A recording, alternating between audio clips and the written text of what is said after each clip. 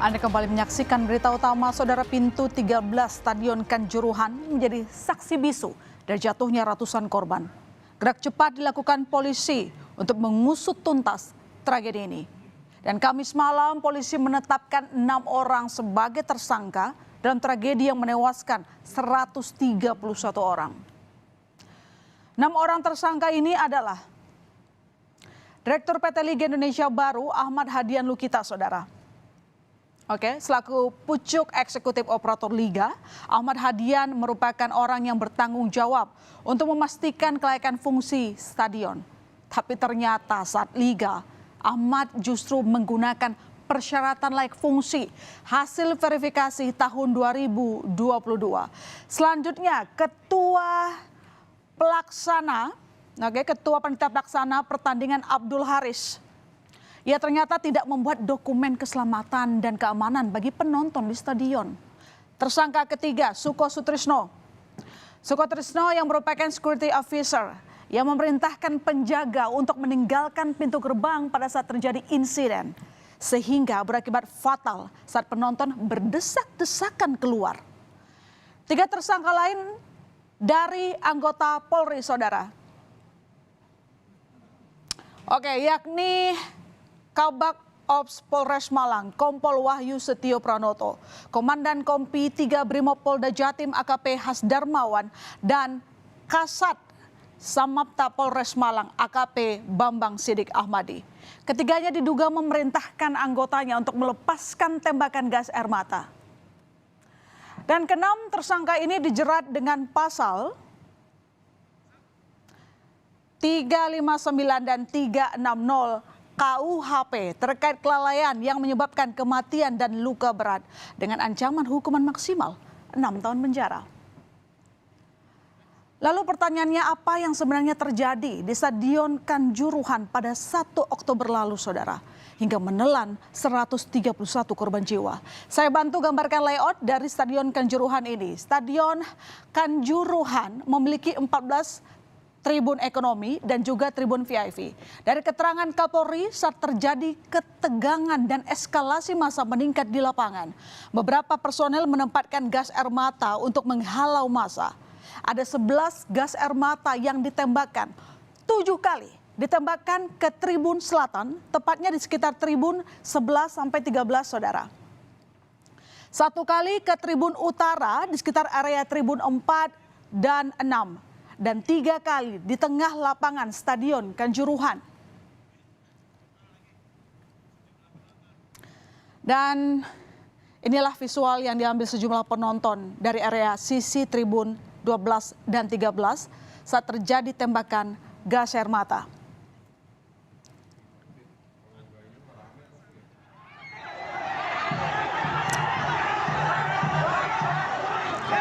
Bisa dilihat asap pekat dari gas air mata dan sejumlah penonton yang berusaha menghindari dari asap, saudara.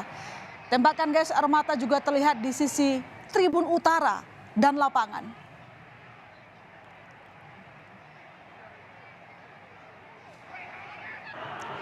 Area tribun selatan yang dikepung asap ini seketika membuat supporter panik, kalang kabut berusaha keluar dari stadion untuk menghindari asap dari gas air mata. Pintu terdekat yakni gate 11-13 diserbu oleh supporter yang ingin keluar. Namun apa daya, saat massa berusaha menyelamatkan diri, 3 pintu keluar ini tertutup dan dalam kondisi ditinggal penjaga. Padahal dalam aturan 5 menit sebelum pertandingan selesai, pintu seharusnya sudah dibuka. Penumpukan massa yang ingin keluar pun tak terhindarkan.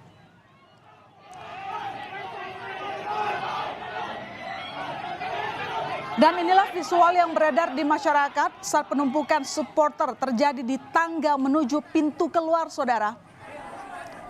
Terlihat supporter berdesak-desakan, beberapanya terlihat adalah perempuan dan juga anak-anak. Kondisi pintu yang tak bisa dibuka membuat supporter kesulitan keluar. Dan diduga saat itulah korban mulai berjatuhan. Dan beginilah kondisi pintu 13, saudara. Di pintu 13 pasca tragedi Stadion Kanjuruhan yang diduga memakan korban jiwa paling banyak. Tembok ventilasi rusak imbas dijebol paksa untuk menjadi jalan keluar. Tidak ada lagi pembatas besi di pintu masuk. Pintu 13 seolah menjadi saksi bisu dari kepanikan dan keputusasaan para supporter kala itu. Dan taburan bunga atribut Arema FC diletakkan di depan pintu ini sebagai bentuk duka cita atas tragedi Kanjuruhan. Dan pasca ditetapkan sebagai tersangka, Ketua Panitia Pelaksana Pertandingan Arema FC, Abdul Haris, akhirnya angkat bicara. Sambil menangis, Ketua Panpel Arema FC Abdul Haris meminta maaf atas tewasnya ratusan supporter usai laga Persebaya kontra Arema Sabtu lalu. Mohon maaf yang sebesar-besarnya, sedalam-dalamnya kami duka cita, kami sangat berkabung atas meninggalnya adikku, saudara-saudaraku yang tanpa dosa mereka dengan nyawa. Itu semua karena keterbatasan saya tidak bisa menangani, tidak bisa menenangkan mereka. Salah satu yang disorot dalam tragedi ini adalah faktor jam tanding yang terlalu malam. Berdasarkan investigasi, terungkap jika PT LIP menolak untuk merubah jadwal karena alasan ekonomi. Tidak mau rugi karena ada penalti. Padahal sebelumnya, Polres Malang meminta panitia mengubah jadwal pertandingan ke pukul 15.30 WIB demi keamanan. Ditolak oleh PT LIB dengan alasan apabila waktunya digeser, tentunya ada pertimbangan yang terkait dengan masalah penayangan langsung, ekonomi dan sebagainya yang mengakibatkan dampak yang bisa memunculkan penalti ataupun ganti rugi. Investigasi masih terus berlangsung. Polisi telah memeriksa 6 titik CCTV di pintu 3, 9, 10, 11, kemudian 12 dan 13 di Stadion Kanjuruhan, Malang, Jawa Timur. Dengan pertimbangan di lokasi CCTV tersebut, saudara, banyak korban berjatuhan.